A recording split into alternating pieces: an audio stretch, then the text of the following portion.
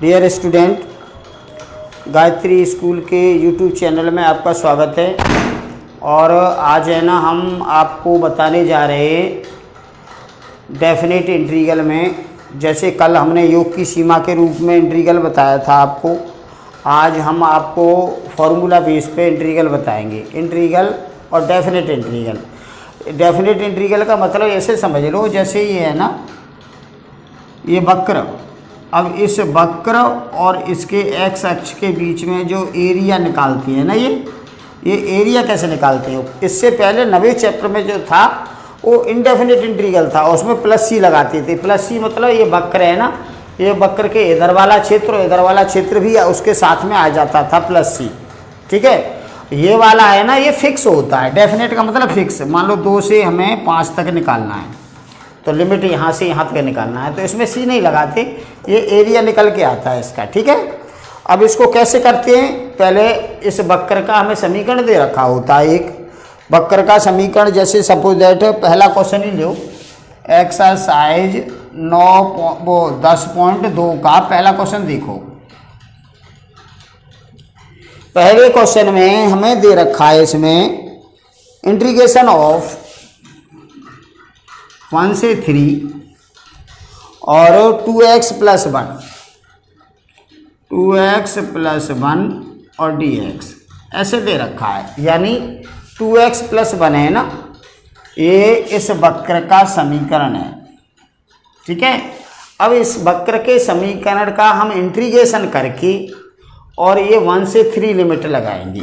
ये 1 to 3 limit है। ठीक है, तो इसको कैसे करते हैं हम, ध्यान देना। इसमें हम जैसे हमारे पास ये होता है ना, a से b fx dx, तो इसका फॉर्मूला क्या है।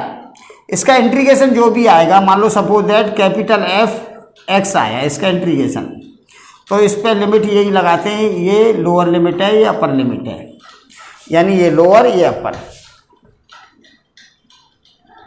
ठीक है, फिर इसको हम ऐसे करते हैं, यहाँ b यहाँ लगा के और पहले ये b यहाँ लगाते हैं इसमें, और माइनस फिर इसमें a लगाते हैं। तो ये फॉर्मूला है इसका। ठीक है ना, इस फॉर्मूला के बेस पे ये क्वेश्चन करते हैं। तो यहाँ देखिए, अब हम पहले इसका इंटीग्रेशन करेंगे। तो इसका इंटीग्रेशन डायरेक्ट कर लोगे, इंटीग्रेशन तो हमने बहुत बताए तुम्हें। तो 2 तो ये है, x का इंटीग्रेशन होता है x²/2 और 1 का होता है x,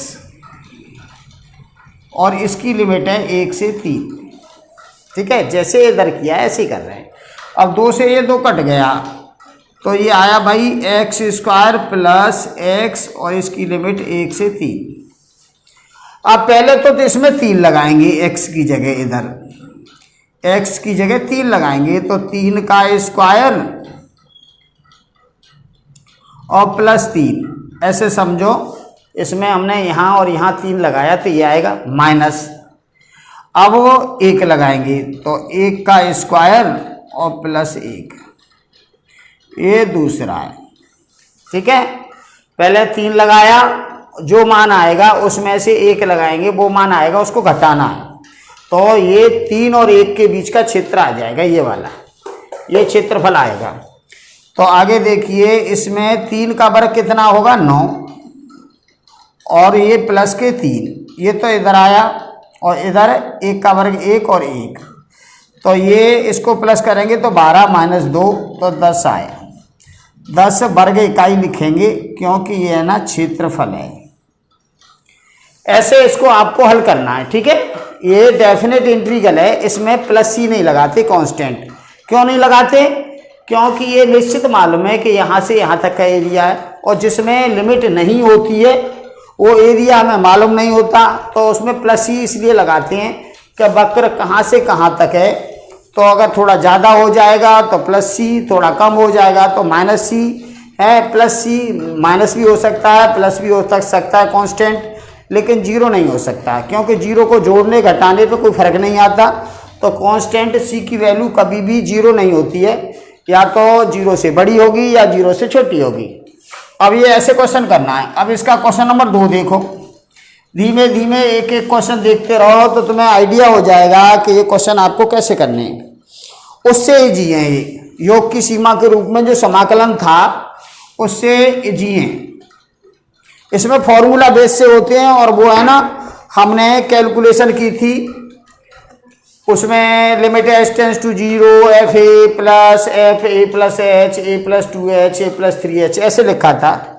तो वो अलग पैटर्न था, उसमें एक एक करके जोड़ा था, इसमें डायरेक्ट कर देते हैं। अब दूसरा क्वेश्चन देखिए इसका, इसमें लिमिट दे रखी है 0 से π/2 और यहाँ साइन एक्स dx बटी 1 प्लस कॉस स्क्वायर एक्स। ये तो सबसे पहले हमने आपको इंटीग्रेशन तो बता दिए बहुत सारे। हम cos x को t मानेंगे तो ये ऊपर डिफरेंशियल है वो नजर आएगा। तो पहले हम cos x को t मानते हैं। तो इसमें cos x बराबर हमने t माना cos x बराबर t। अब इसका डिफरेंशियल करेंगे विद रेस्पेक्ट टू x। तो cos का डिफरेंशियल होता है माइनस साइन और t का होगा dt बटे dx, x के अकॉर्डिंग कर रहे हैं ना। तो इसका मल्टीप्लाई इधर कर देंगे और माइनस को इधर ले जाएंगे तो ये हो जाएगा साइन x dx बराबर माइनस dt। हमें ना इसका साइन x dx ये किसके बराबर है, वो माइनस dt के बराबर है। तो ये मालूम पड़ा और एक ये, तो इसको हम लिख सकते हैं यहाँ से साइन x dx तो माइनस dt है और ये 1 प्लस ये cos x हमने t माना था तो ये t स्क्वायर। अब देखिए ये हमने सबको x वाले संख्या को t में कन्वर्ट कर दिया। अब लिमिट x वाली नहीं लगाएंगे, t की लिमिट लगाएंगे। अब तो आप लिमिट भी चेंज करो यहाँ पे। तो देखो cos x बराबर t है तो यहाँ π/2 यहाँ लगाया हमने, इससे बना रहे हैं। तो ये cos π/2 बराबर t और cos π/2 का मान होता है 0 तो t का मान हो गया 0। तो यहाँ तो आएगा 0, ठीक है। अब लिमिट 0 यहाँ 0 लगाओ तो cos 0 बराबर t, cos 0 का मान 1 होता है तो t का मान हो जाएगा 1। ये आया। अब इसको आप ये माइनस है ना आगे लिख लो और 1 से 0 और dt upon 1 plus T square. ये आया भाई। तो देखो एक प्रॉपर्टी भी है, उस प्रॉपर्टी का आप इस्तेमाल करो तो ये चिन्ह है ना बदल जाता है, माइनस का प्लस हो जाता है। ये पावर छोटी है और ये बड़ी नजर आ रही है, जबकि यहाँ छोटी और यहाँ बड़ी होनी चाहिए। तो ये इसको पावर को यहाँ पहुँचाना है, इसको यहाँ पहुँचाना है, तो ये चिन्ह बदल जाता है। और नहीं करते हो तो भी चलेगा। तो चलो बिना करे करके देख लो और चिन्ह बदल के देख लो, दोनों से आपको आइडिया हो जाएगा। तो अभी तो हम कुछ नहीं कर रहे, ऐसे ही कर रहे हैं। तो यहाँ देखो 1/t square, 1/t square dt, ये tan इनवर्स t का फॉर्मूला है, tan इनवर्स t। और इसमें लिमिट है भाई 1 से 0। ये पावर नीचे वाली बड़ी है, ऊपर वाली छोटी है। हमने ऐसे के ऐसी लगा दी है और चेंज करके भी लगा के इधर दिखा दूंगा। अब इसमें 0 पावर लगाया आपने तो यहाँ लगाएंगे पहले tan इनवर्स 0 लगाएंगे पहले, फिर माइनस और फिर tan इनवर्स 1 लगाएंगे। तो यहाँ देखिए माइनस tan 0 का मान tan इनवर्स 0 होता है और इसका मान होता है π/4। अब माइनस माइनस का गुणा करेंगे तो प्लस π/4 आएगा, ठीक है। अब आपको लगता है कि भाई हमें ना लिमिट नीचे बड़ी है ऊपर छोटी है, उसको सही करो। तो इसको हम सही करके यहाँ पे ऐसे भी कर सकते हैं, ये चिन्ह बदल देंगे और ये लिमिट भी बदल सकती हैं। देखो ये प्रॉपर्टी है, मैं कल सारी प्रॉपर्टी आपको करवाऊंगा। तो ऐसे भी कर सकते हैं, इसको हम ऐसे करेंगे। तो यहाँ देखो tan इनवर्स x आया, tan इनवर्स t आया है और ऐसे लिमिट लगा सकते हो आप। तो फिर इसको भी ऐसे लिख सकते हो tan inverse 1 minus tan inverse 0। तो tan इनवर्स 1 π/4 और माइनस 0 तो ये π/4। तो आप प्रॉपर्टी को चेंज करके करना चाहो, लिमिट आपको लगता है कि नीचे बड़ी लिमिट है ऊपर छोटी है, सही करना चाहो तो यहाँ आपको चिन्ह बदलना पड़ेगा, तो ऐसे कर सकते हो। अगर चिन्ह नहीं बदलते हो तो ऐसे भी आप लगा सकते हो, ये तो आगे जो माइनस है ना वो अपने आप ऑटोमेटिक चेंज कर देगा अंदर। ठीक है, तो ऐसे आपको ये क्वेश्चन करना है। अब क्वेश्चन नंबर 3 देखिए। क्वेश्चन नंबर 3 जो है वो कहता है यहाँ पे लिमिट दे रखी है 1 से 3,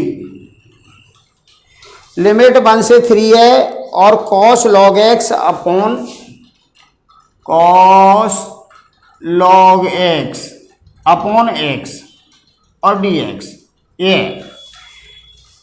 ये जो फंक्शन दे रखा है इसका x और इस फंक्शन के बीच में 1 से 3 पर इसका एरिया पूछा है। ऐसे समझ लो, इस फंक्शन मान लो सपोज दैट ये है फंक्शन cos log x, ठीक है, और ये x अक्ष ये है। अब वो किसके किसके बीच में, 1 और 3 के बीच में ये एरिया पूछा है। ठीक है, तो आजकल आपको मालूम है 11th क्लास तक तो आपने सारी आकृतियां पढ़ी थी, अब आकृति नहीं है।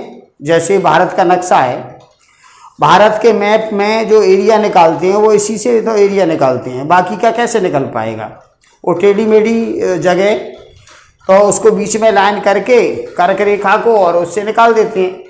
ऐसे ही आप ये समझो, ये है ना cos log x, ये इस फंक्शन का इक्वेशन है और 1 से 3 में x के अकॉर्डिंग डिफरेंशियल कर रहे हैं, तो x अक्ष पे 1 से 3 के बीच में ये वाला एरिया हमें निकालना है इससे। तो हमने क्या किया है यहाँ पे, सबसे पहले तो आपको इंटीग्रेशन अच्छी तरह से आना चाहिए। 9वें चैप्टर में हमने इंटीग्रेशन आपको बताया था। जिस बच्चे को 9वां चैप्टर आएगा वो 10वां चैप्टर है ना बिना बताए कर लेगा, बस लिमिट ही तो लगानी है, बाकी का तो इंटीग्रेशन तो वही करना है। तो इसको आप है ना log x बराबर t मानेंगे, log x इसकी जगह पे हमने t मान लिया। तो इसका डिफरेंशियल करेंगे विद रेस्पेक्ट टू x, तो ये हो जाएगा 1/x और ये होगा dt अपॉन dx, और dx इधर ले जाएंगे तो ये आएगा 1/x dx equals to dt। हमें क्या है यहाँ पे दे रखा है 1/x dx, तो ये वाला और ये वाला ये तो हो गया dt के बराबर, और ये cos t ये, तो इसको आप लिख पाओगे cos t और dt, ये dt के बराबर और ये cos t। अब ये लिमिट है ना, ये x वाली लिमिट थी x एक्सिस की, अब हमें t वाली लिमिट करनी है। तो देखो इससे हम चेंज करेंगे लिमिट, इससे। तो पहले हमें ना यहाँ पे 3 है, तो यहाँ पे हम 3 लगाएंगे x की जगह, तो t का मान आ जाएगा log 3। ठीक है, यहाँ ये लगाया x की जगह तो log 3, तो यहाँ तो लिखेंगे हम log 3, और बल लगाएंगे यहाँ पे तो ये log 1, और log 1 का मान होता है 0, तो इसका हो जाएगा 0। अब ये सारा का सारा लिमिट और ये सब t में कन्वर्ट हो गया। अब आप इसका इंटीग्रेशन करके और ये लिमिट आप लगा दोगे, आंसर आ जाएगा। तो यहाँ देखो cos t का इंटीग्रल होता है sin t, फॉर्मूला है cos का इंटीग्रल sin, सिंपल क्वेश्चन है इसमें sin t, और आप इसमें लिमिट लगाओगे 0 से log 3, पहले लगाओगे log 3, इसमें पहले अपर लिमिट लगाते हैं फिर लोअर लिमिट लगाते हैं, तो ये करोगे sin log 3 माइनस sin 0, पहले log 3 t की जगह और फिर t की जगह 0, तो ये आया sin log 3, और 0 sin 0 की वैल्यू होती है 0, तो यही आएगा sin log 3। तो ये क्वेश्चन है, इसमें प्लस सी नहीं लगाते, कांस्टेंट नहीं लगाते, क्योंकि ये निश्चित समाकलन है, ये फिक्स एरिया है, कहाँ से कहाँ तक है, क्योंकि इसमें लिमिट दे रखी है। ठीक है ना। तो ऐसे आपको ये क्वेश्चन करने हैं। चलो क्वेश्चन नंबर 4 देखिए। 2-4 क्वेश्चन इजी देखोगे ना, उसके बाद में आप फिर थोड़ा कठिन क्वेश्चन कर पाओगे। क्वेश्चन नंबर 4 देखिए। सिंपल, जिसको इंटीग्रल आता है सिंपल वाला, वो ये क्वेश्चन कर सकता है। ये है ना 9.2 एक्सरसाइज जो है, और ये है 10.2। तो 9.2 में जिस टाइप के इंटीग्रेशन हैं प्रतिस्थापन वाले, वही इंटीग्रेशन है इसमें, बस लिमिट लगानी है। बाकी का 9.2 एक्सरसाइज जैसे करते हैं ऐसे ही ये कर रहे हैं। तो क्वेश्चन नंबर 4 में हमारे पास है इंटीग्रेशन 0 से 1, और ये e की पावर √x अपॉन √x और dx ये है। तो देखिए √x का हमें मालूम है, √x का डिफरेंशियल 1/2√x होता है, तो ये आ जाएगा। ठीक है। तो हम √x को t मान लेंगे। ये आपको डिफरेंशियल आना चाहिए, क्योंकि मैंने आपको बताया था डिफरेंशियल से इंटीग्रल, और ये पूरा प्रोसेस एक जैसा ही है। आपको अगर इंटीग्रेशन नहीं डिफरेंशियल नहीं आता तो इंटीग्रेशन नहीं आएगा, नवा चैप्टर, और नवा चैप्टर आपको नहीं आएगा तो 10वां भी नहीं आएगा। कि 90 पे जो इंटीग्रेशन करते हैं वो 10वें में भी करते हैं, बस 10वें में थोड़ा लिमिट लगाते हैं, वो डेफिनेट इंटीग्रल है बस। बाकी का पैटर्न वही है, नवा चैप्टर है ना, वही 10वां है, बस लिमिट का पोर्शन 2 स्टेप आगे बढ़ती हैं। तो इसका डिफरेंशियल करेंगे हम विद रेस्पेक्ट टू x। इसका हमने डिफरेंशियल किया तो √x का 1/2√x होता है। देखो अगर ऐसे करना चाहो तो ऐसे कर लो, √x होता है 1/2। इसका डिफरेंशियल क्या होगा 1/2, और x की पावर 1/2 -1, तो ये हो जाएगा 1/2 x की पावर -1/2, और 1/2 और x की पावर -1/2 नीचे आके प्लस का 1/2 हो जाएगा। तो 1/2 और ये √x होता है, तो हम डायरेक्ट लिख देते हैं। ठीक है ना, इस टाइप का आता है तो डायरेक्ट लिख देते हैं। और ये आएगा dt/dx। अब हमारे पास इधर √x है अपॉन में, और ये dx है, इसके बराबर क्या होगा। तो देखो dx का मल्टीप्लाई तो इधर कर दो, और 2 का मल्टीप्लाई इधर कर दो, तो 1/2 √x dx बराबर 2 dt, ये आया। तो ये और ये है ना, ये तो आया 2 dt के बराबर, और ये e की पावर t, तो ये आया 2 dt e की पावर t। इसकी और इसकी जगह तो आया 2 dt, और ये e की पावर t, और ये हो गया 2 dt। अब यहाँ लिमिट लगाइए, तो लिमिट देखो यहाँ पे 1 हम यहाँ लगाएं, लिमिट चेंज कर रहे हैं। तो लिमिट चेंज करते समय आप यहाँ देखिए, अगर ये 1 है, 1 को हमने यहाँ लगाया तो t की वैल्यू 1 आएगी, तो इसकी जगह यहाँ 1 लगा दो। अब यहाँ 0 लगाया, तो 0 लगाएंगे तो t की वैल्यू 0 आएगी, तो यहाँ 0 लगा दो। ठीक है, ये आया। पूरा हमने t में कन्वर्ट कर लिया, लिमिट भी t के अकॉर्डिंग चेंज किए, और ये x वाला भी t में कन्वर्ट कर लिया। अब आप आराम से कर दोगे, ये 2 को है ना बाहर ले लो, और ये 0 से 1 e की पावर t और dt, ये आएगा। अब e की पावर t का इंटीग्रल e की पावर t होता है, तो ये e की पावर t आएगा, और लिमिट है 1 से लेके 0 से लेके 1 तक।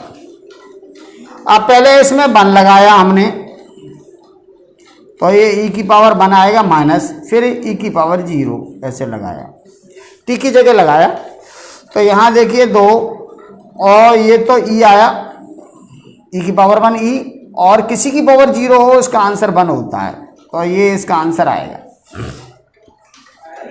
तो ये क्वेश्चन आपको इस टाइप से करने हैं। इसमें कोई भी डाउट्स हो बेटा तो आप फ़ोन करके भी पूछ सकते हो, और कोई प्रॉब्लम हो तो मुझे बताना है। धन्यवाद। क्वेश्चन नंबर 7, इसमें मैंने आपको बताया था 9.2 एक्सरसाइज के जैसे क्वेश्चन थे वही क्वेश्चन यहाँ हैं, बस लिमिट है थोड़ा सा। तो आपको 2 स्टेप आगे बढ़ाने हैं, बाकी के सारे क्वेश्चन ऐसे ही हैं। इसमें लिमिट दे रखी है 0 से लेके इनफाइनाइट,